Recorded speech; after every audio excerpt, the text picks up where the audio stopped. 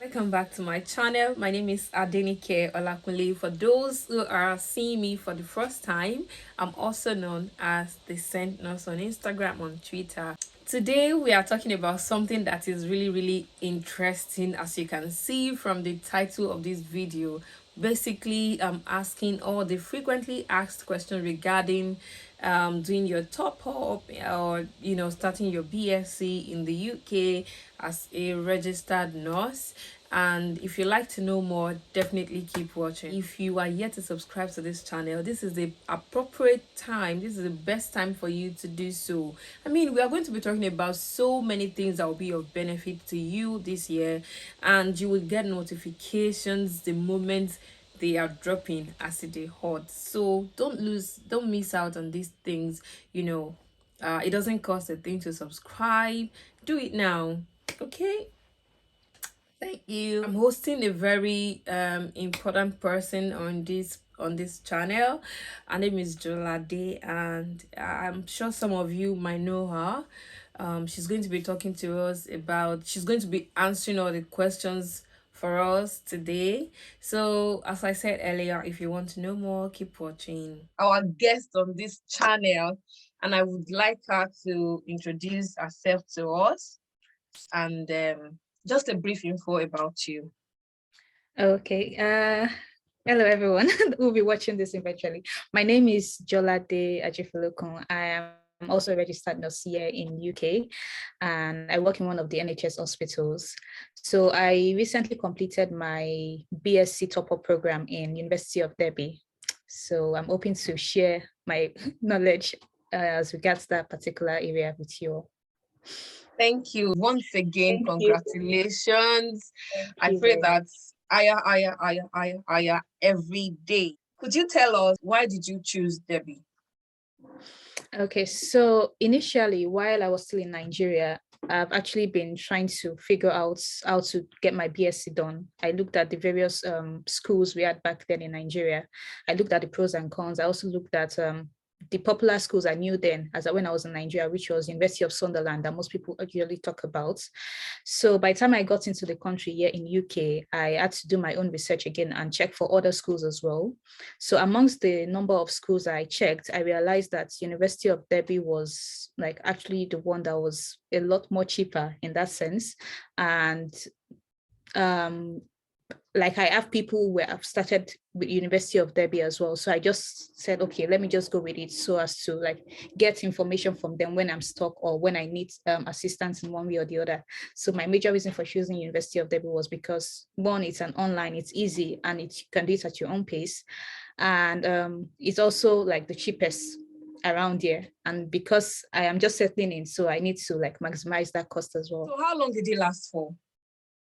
So actually the program lasts for, it depends on the individual. You can decide to do it for a year or you can decide to do it for 2 years.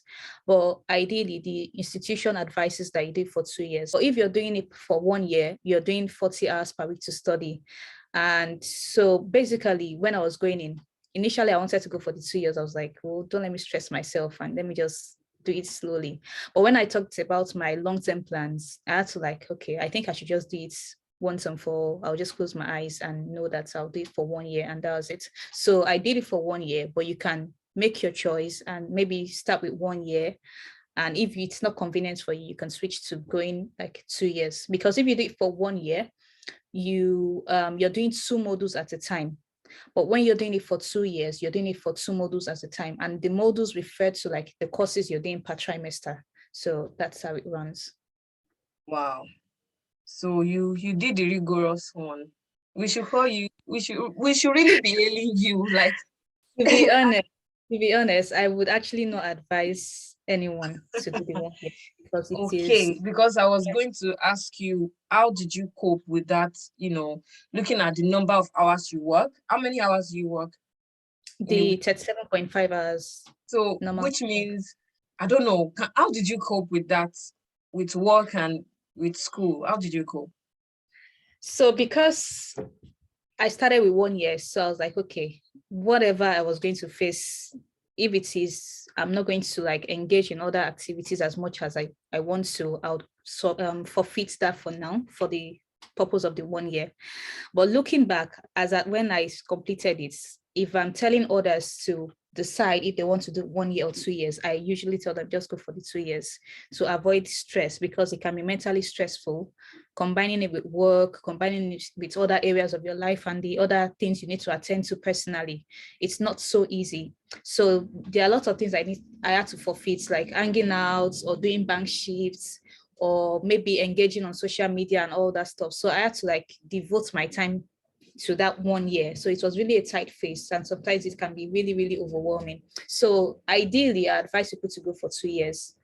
Well, it depends on whatever you decide to pick at the long run. So many people who, in fact, thank you so much for mentioning that, because many people, they have spouses, they have children, Yes, so they that's have another. jobs again, and they do bank shifts to keep all the things together. Now, if they are doing 1 year, I don't think they will be able to manage at all. No, not at all. I mean, I'm still single, so I have like the time to myself. So consider what your priorities are and what commitments you have at hand, and just try and weigh it.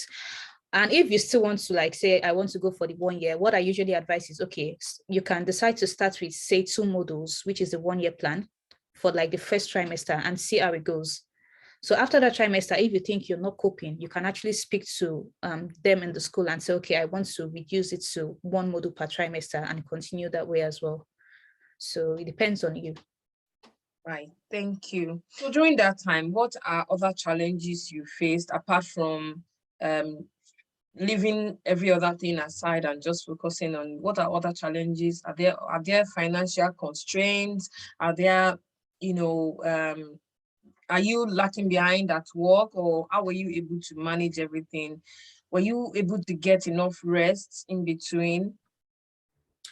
So in terms of my other area of my life, in terms of finances, let me start with finances first. So like I said before, I am still single. So I'm the only one here, and the only other commitment I have is just back home for my siblings. And to be honest or fair, they are not really like tasking as much as the average thing you Nigeria.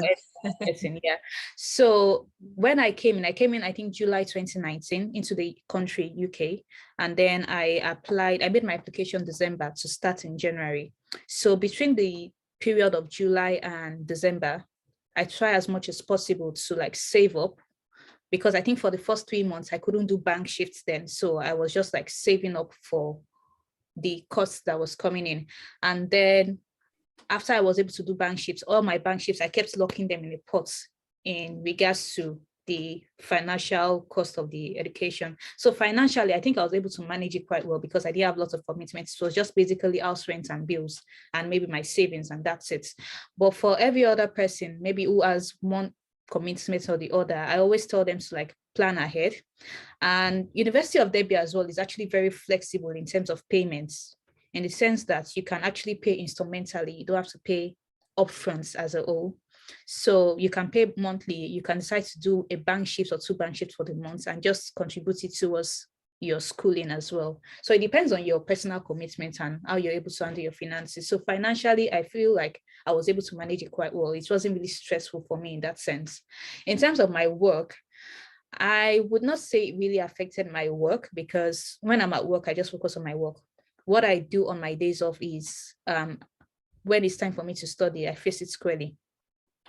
I try to avoid distractions as much as possible as well on my days off. And I really don't have major commitments like that aside from work and school, and maybe keeping up with my relationships with my friends and every other thing. But it was quite, say, moderately easy for me, to be honest. So it wasn't affecting my work in any way, because what I usually do is when it is trimester period, I don't do bank shifts. So my off days, I just dedicate it to the schoolwork and every other thing I need to do in my life. So when it is the time for break, because we usually have break after each trimester, so I get to like do bank shifts during that period and just make money in terms of maybe if I need money for the next trimester or stuff like that. So that's how I balance it all out effectively. Thank you so much for that. Even I am learning from this conversation. Now, what are the requirements to get into the school? What are those things that you had to submit for your application? Did you write any exam? Did you do any tests to get in, or how did you go about it? So I think the application process is actually easy as well. So you just need to fill in your personal details and maybe submit some forms like your identification, maybe like your passport. You can use that as your means of identification. And I think the only thing, there were no tests or exam, but you have to you have to write a personal statement. That was like the only tax you have to do personally, aside your other documentations and maybe certificates and everything. So I had to write a personal statement as to why I wanted to study that particular course, and that was it. And I think you also need a reference letter from your hospital or wherever you're working, because while you're studying the course, you need to be actively working. So they need to see that you're committed to the clinical environment, and it can be either NHS or care home or whatever. As long as you are in a clinical setting, they're happy with that. So I feel like the application process is actually straightforward. The only thing is, before you start the actual BSc program itself, they would actually tell you to, they'll give you a conditional offer, on the sense that you have to do a pre-course, which is the professional certificate in health and social care. So that was the only requirements, and that you had to pay for that as well before you actually start the initial BSc program itself.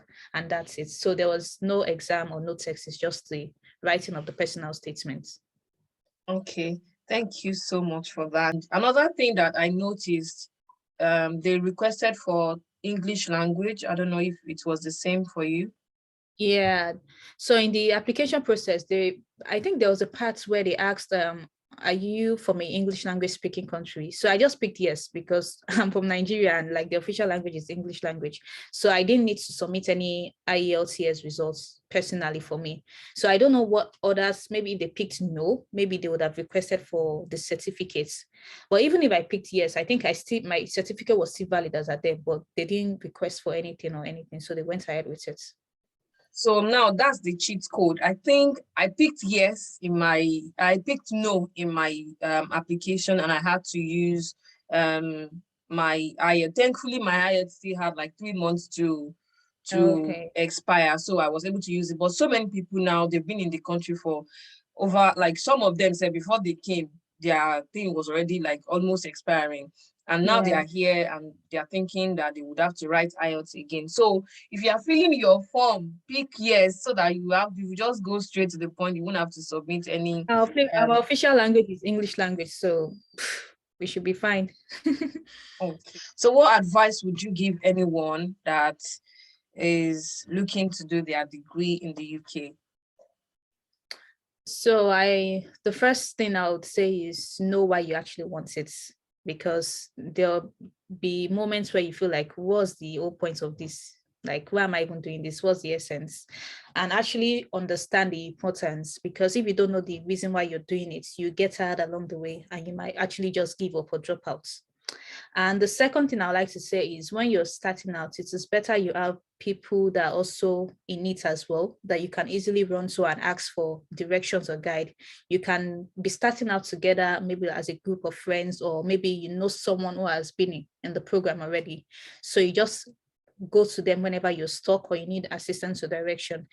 And I always ask questions when you don't understand. The supervisors or the lecturers that are there, you can easily send them a mail to clarify, even though most times, depending on the individual, they don't usually respond as quick as you want. Because Yeah. some days when you're off and you send the mail, maybe the next day you're at work and you get a response before you like respond back to whatever they're asking you. It's like taking a space of a week. But like, just try to have people who have been in the program already, just to like ask them questions and see how it goes. Another thing I would like to point out is, when you're choosing your module, you don't just pick your module just for the sake of, oh, I just want to pick something, it looks interesting. Go for the courses that you think might help you in terms of your field, in terms of your clinical field. For example, I would always advise everyone to go for acutely ill, because it is actually very important in whatever field you're working in. And you can also use it when you're applying for jobs, as per I've done a module in the treatment of acutely ill patients. I would also advise people to maybe go for infection control. So like pick the modules that are actually very important to whatever area you're working, because when you're actually applying for jobs as well, maybe you want to apply for a band 6 role or something, you can put in those modules and let them know that, oh, I have actually done a module or a course in this area and I have knowledge about it as well. So that's what I like to say. Yeah. Thank you so much for touching up on everything that you touched on.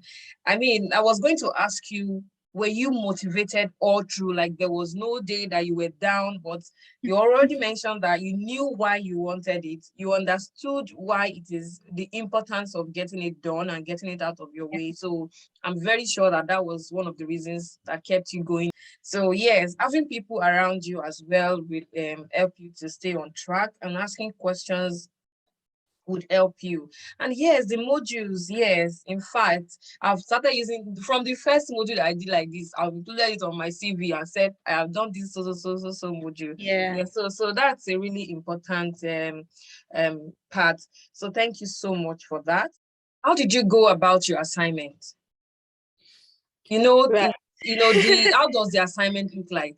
Yeah, that is another thing entirely. So because of the way our educational system is different from in Nigeria and the way they actually set their assessments here, most times I realize that we tend to struggle. And because majorly is always essays and maybe presentation. I actually prefer presentation than the essay, but like majorly it is usually essays. That's what they give you to do in terms of the assessments. And because we're not used to that particular way of assessments, it's always really, really difficult for us. So what I actually do is sometimes the first thing I always advise is try and understand the question itself. Always try and understand the question. When you see the assessment brief, yeah, they call it the assessment brief. So they give you the assessment brief at the start of the semester with what you're supposed to present at the end of the trimester, or this, at the trimester, not semester. So there is always the question, like maybe talk about so and so. Most times the question is not always very straightforward. So I always advise that you ask like questions to clarify what they are actually asking for. And they always do webinar as well, just like break it down what they actually want you to do as much as possible. So just try as much as possible to find out, like make use of the library, make use of Google Scholar, just assuming you want to talk about acutely ill. I'm trying to remember the assessments, what it is. Okay, let's say you want to talk about infection control and how to manage infection control in your ward area. So Google different words together. You can put in infection control management. You can Google type in management of infection control, like just try to juggle the words around together in order to be able to get as much articles as possible and actually look for what you're looking for. So in terms of writing your assessment as well, I will always advise to also give it to maybe a third eye, preferably not someone who is actually doing the same module that you're doing as at them, just to read through and see if it is actually worth presenting and if it is of a high grade or a high score. And it is also important that you go through the rubric. There's a score guide they always put at the assessment brief as well. So when you go through each and every way on how they are going to mark or assess your work, you have to look through your work and say, okay, do I actually think that my work is up to the mark I'm aiming for? Maybe you're aiming to the 60s mark or you're aiming to the 70s mark. So you can use that as a guide. Is your work concise? Is it free of error? In writing your assessment as well, I also encourage you to use Grammarly. There's this Grammarly stuff. So that will help you to like reduce grammatical errors to the barest minimum. There are also other tools you can use in terms of paraphrasing your words, because majorly what you're doing is just taking the assessment is you have to write something that's actually, you know what you want to write, but you don't have to write your own words. You have to look for people that have said it. So you just have to paraphrase their words and input it into your assignment. So you can make use of paraphrasing tools as well in case you're stuck. But when you're making use of paraphrasing tools, I like to advise, because most times they don't know the context of what you're talking about. They just paraphrase it anyhow. So it is actually important that you read it. Don't just say, okay, I'm going to give it to them paraphrase and copy and paste it. That is like total disaster, because they don't know the context in which you're writing. So it's actually important that you also read whatever paraphrasing tool has done for you, like really to make sure that it is in line with what you're actually writing. And yeah, I think that's just it basically. Thank you. Add one more thing. So sometimes I don't know if they still do it, they give you like a sample guide for whatever assessment you're supposed to do, like the previous set work or something, like a work just to like follow through. But I think they stop it at some points. But that's why it's good to like have someone who has done it before or something. So you can just easily go to them and say, okay, can you help me? Can I see a sample of your work? Did you do this particular model? But the thing is, you have to be careful of plagiarism. So you don't have to copy exactly what each you got from the whatever material you got from that person. It's just to give you a guide as to what you're supposed to write. Do you get? So as much as possible, when you're trying to ask your colleague or something for like their work or whatever model you're working on, try as much as possible to only use it as a guide and not use it as a template. Like don't just copy and paste, but just use it as a guide to form your own assessments. Because at the end of the day, when they run it through their plagiarism tool, it might pick it up, and at the end of the day, you just score yourself low and fail the course. So just use it as a guide, whatever resource you get from maybe your colleague or material who has done that particular model before. So just use it as a guide basically, and not like copy and paste. Thank you. So there are academic offenses. I was going to ask you. Yeah.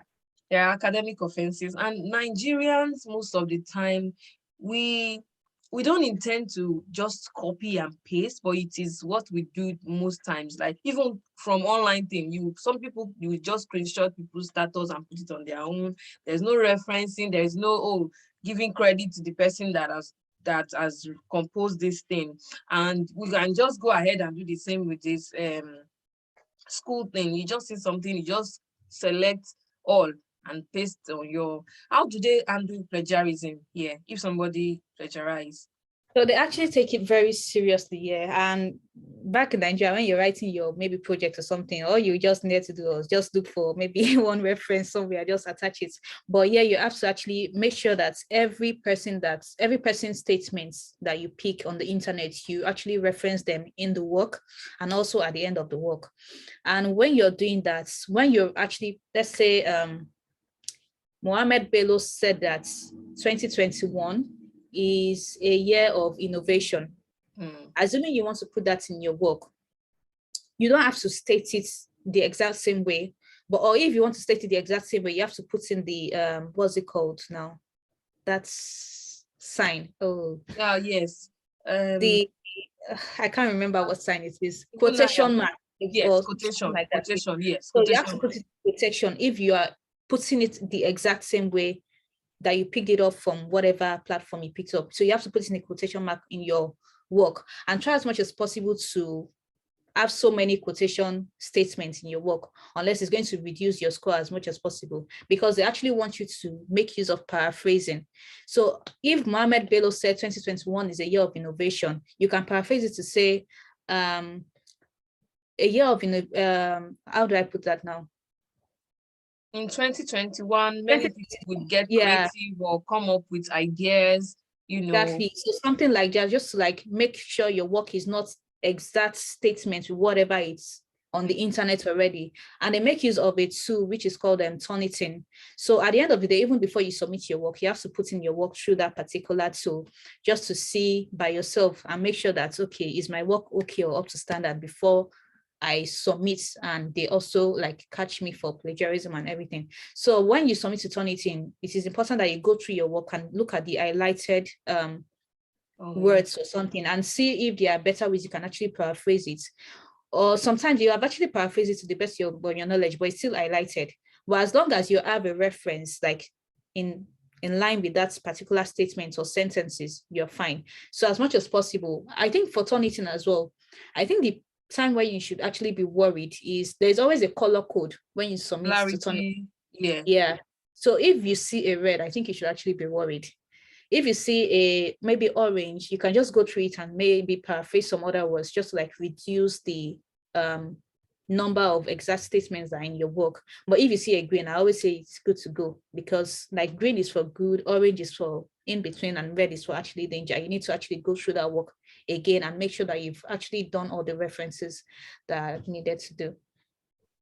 Thank you. Looking at the UK generally, what are the benefits attached to having your degree? Because obviously everybody can come with their RN. In fact, at some point I thought maybe it doesn't really matter, because there are some people that haven't done their degree and they are just going. So what do you think are the benefits? So it depends on the individual and what you actually want. So first, in terms of career, most times when I look at the higher roles in terms of NHS, I don't know about care homes and everything, in their requirements or like what they need for you to have before you apply to those roles, they are always asking for a degree qualification. Like it's an essential requirement, or maybe you're working towards it. That is one of, like, it's always in the top part of whatever job description when you go through vacancies on NHS jobs. So I think it's actually very important to have that, just in case when you need it for promotion's sake and all of that. Although there are some people that it might work for, but like majorly, like that's the criteria. When you check the job description, the essential criteria is always degree qualification or working towards it. Is always actually very stated there. Another thing is in terms of your educational progression, it depends on what you want. Some people are satisfied with just the RN. Some people, maybe it's just the BSc. Some people, they have other plans in mind as well. And for me personally, I have other plans in mind. So I knew I needed to get the BSc to be able to get to wherever I wanted to get to. So that was why I was like, okay, I need to do my BSc program. I didn't even know that it would be like actually important when applying for higher roles. I just wanted to have the BSc to know that, okay, when I'm going to apply for my master's, I'm going to be needing a BSc program. So that was one of the reasons why I applied for that as well. And yeah, I think that's just it basically. Okay, thank you so much. So when people will be watching this video and they would want to know, are you mentoring anybody? Are you open to mentoring people? Can people slide into your DM? Can they ask you questions?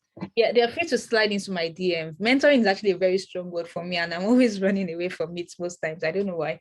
But stop running, stop running, stop running, stop running. My DM is readily open and available. I might not reply as soon as you send your message, because most times I always try to like block out times when I'm on social media and like schedule when I'm on. So as long as I get your message when I'm online, I'm going to respond to the best of my ability. Thank you. I forgot to ask. So when you do this Debbie uni, can you use it to go for your masters? Is it acceptable everywhere? Yeah. Because most times that's people's fear. Like, would I have to do another? It is, the BSc program is recognized by NMC UK, yes. So, and is recognized by every other university. So when you're using it to apply to your masters, it is also recognized as well. Okay. And you get your certificates at the end of the day and everything. Okay, that's a good one. Thank you so much for your time. How did you write your personal statement? So the way I wrote my personal statement, I think I already had like a personal statement somewhere before when I was trying to apply for other schools, like in terms of scholarship then. So I just fine-tuning. But basically what is needed in your personal statement is like a brief description of yourself, your maybe educational background or your work history. You can input that as well. And you can put in your reason for why you actually want the course. So like that should actually give you, like, it should help you in knowing, okay, why do I actually want this? So put in your reason for why and tell them how excited you're looking forward to starting the course with them, and talk about your expectation during the course and what you hope to achieve at the end of the day. How you'd, it's just basically like sweet talking them to yes, like that's what you're interested in the program. Yeah, and you can actually search for examples of how to write personal statements online. Yeah, that's what I did. Because I haven't written one before, I just opened Google how to write personal statements, and I was able to put my past work history and then where I'm working now and how I think this will benefit me in my role and even in future roles. So that's how to write personal statements. And also to do the pre-course. Many people run away from the pre-course, but I don't think. Yeah, because anytime they hear that, like, what's this one? So they're always but I think it's better to just do it. In fact, But I maybe don't think someone message me and to ask if to say that they know someone who didn't get to do the pre-course. Or I've not been able to get an answer to that. But I was like, I really don't know. But like every other person that I've known, I've always had to do the pre-course. So I think if you still feel like you don't need it or you can actually waive it, maybe you can discuss with the school or something. yes. Never know. So, but don't let it be like a determinant for you not going ahead with the course. Yeah. So yes, that's it. Thank you so much, Jola, for answering our call. So I'm going to leave Jola's Instagram and do on this. Yeah. Please be cautious when you are going. Just don't say, "Hi, I just watched a video. I want to ask this." Please let's be cautious. Let's be responsible in the way we ask our questions because people are busy. You can't just come and ask questions in the manner that's Please. So let's be guided. Thank you so much once again for watching. If you are yet to subscribe to this channel, this is the right time to do so because you can't afford to be taking content and not give back to the community. So thank you so much once again, and I will see you in my next video.